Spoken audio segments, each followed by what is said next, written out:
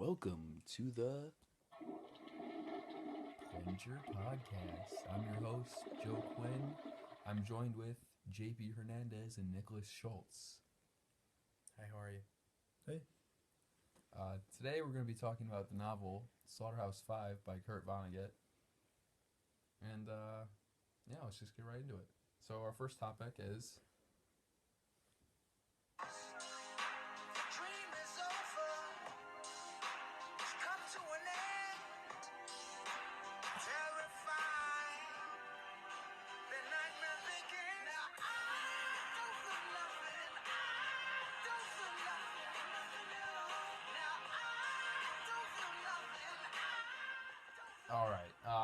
it's Kurt Vonnegut's lack of emotion when describing death in the novel.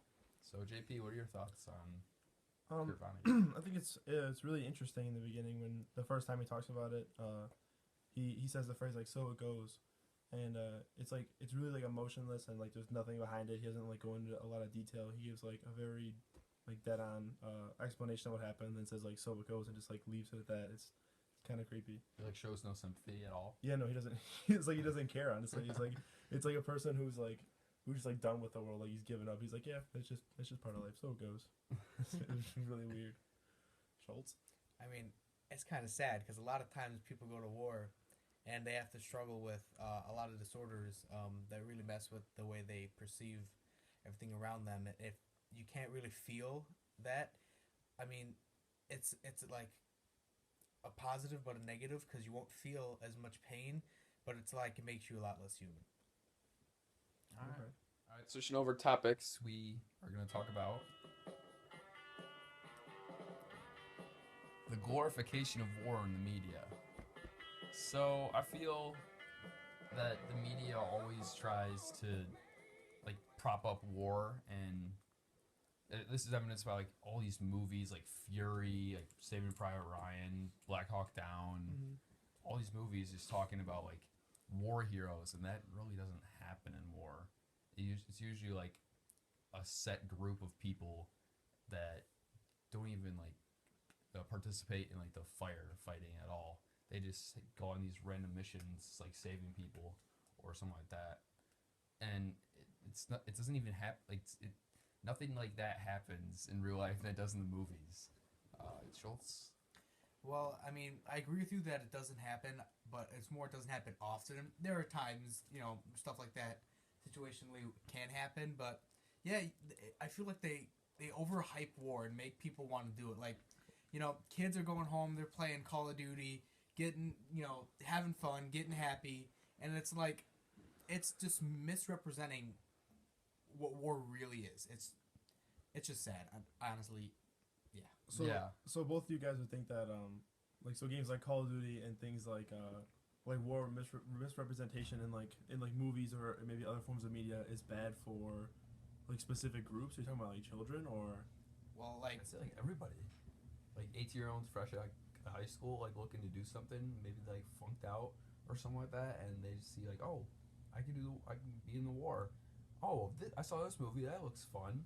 I'm gonna save someone like the Middle East. Yeah, but like okay, so like Vonnegut, when Vonnegut like goes to visit his friend and his wife mentions like, oh, I don't want my kids to like see these movies and like think that war is like great and all that, and like I get where she's coming from, but at the same time like shouldn't you know like the border between like fiction and like what actually goes on? Like I mean there's history classes that teach about like like the history of war and all that, so Well, I mean, I feel like they can't just see the reality. A lot of people actually just don't see that is true. A lot of times we should be able to teach them what the reality is before they get to that, because if you're shown one thing before the other, how are you going to know which one is real? You're shown Call of Duty, and then you're shown what real war is, but you're already thinking Call of Duty is war. Yeah, there's no kill streaks in real war. There's no kill streaks in real war. That's true. Okay. Like that's the part I don't get about the media. Like they all like, on the news, you see all these stories about like not veterans, like people coming back from war, and they're like celebrated, which they're right to be celebrated, but that they don't really go through all that in war. They don't really like get injured that much in war to like be celebrated. It's more like, hey, welcome back. I'm glad you survived. Yeah, the struggle they go through, it's there, but it's a lot different than what the media. So shows. maybe we should change the way that we celebrate war, because like I mean there are people that deserve like Purple Hearts and stuff like that, like Medal of Honor, but like I think we shouldn't put so much of a focus on like on like celebrity status when you come back as like a war hero. You know, like you just it should be more of like a respect kind of thing than anything else. Of course. All right. So moving on to our next topic.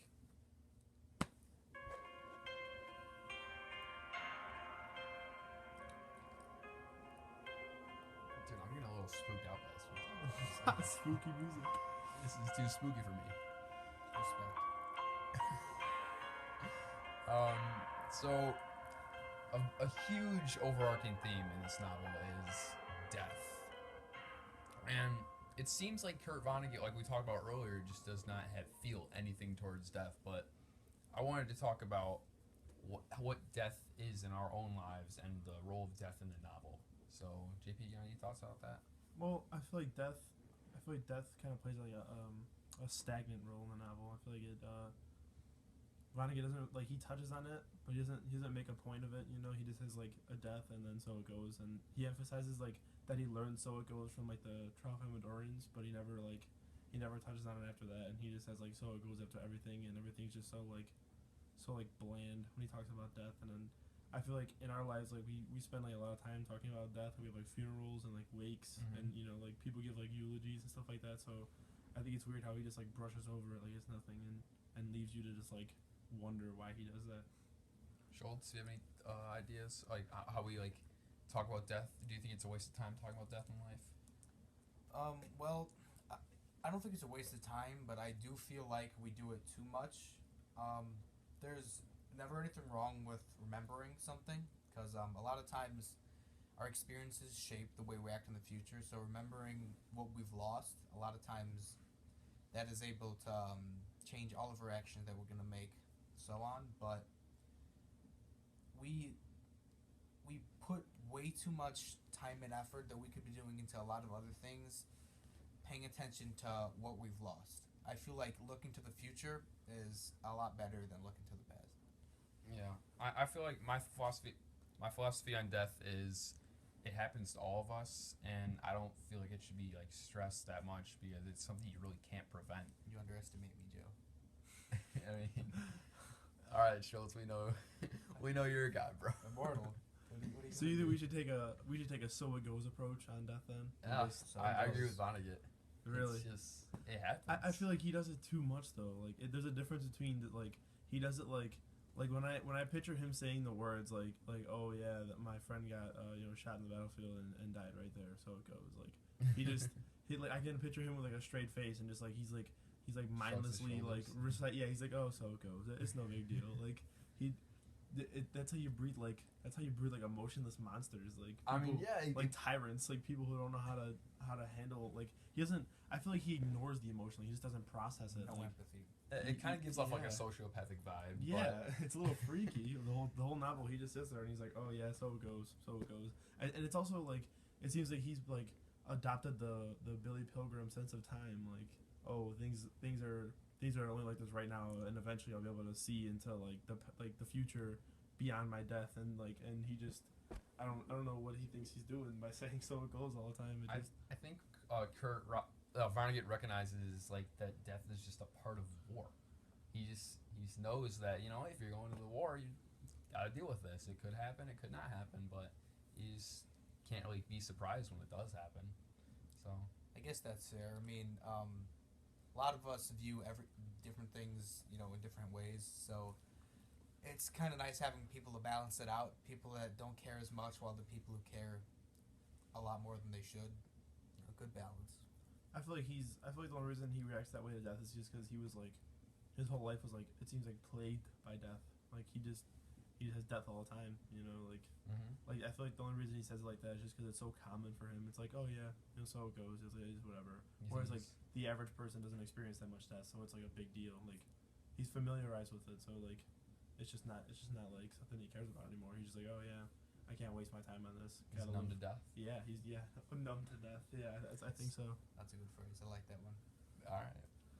Thanks everyone for tuning in. Tune in next week for the Plunger podcast. Yo, see you guys. Signing off.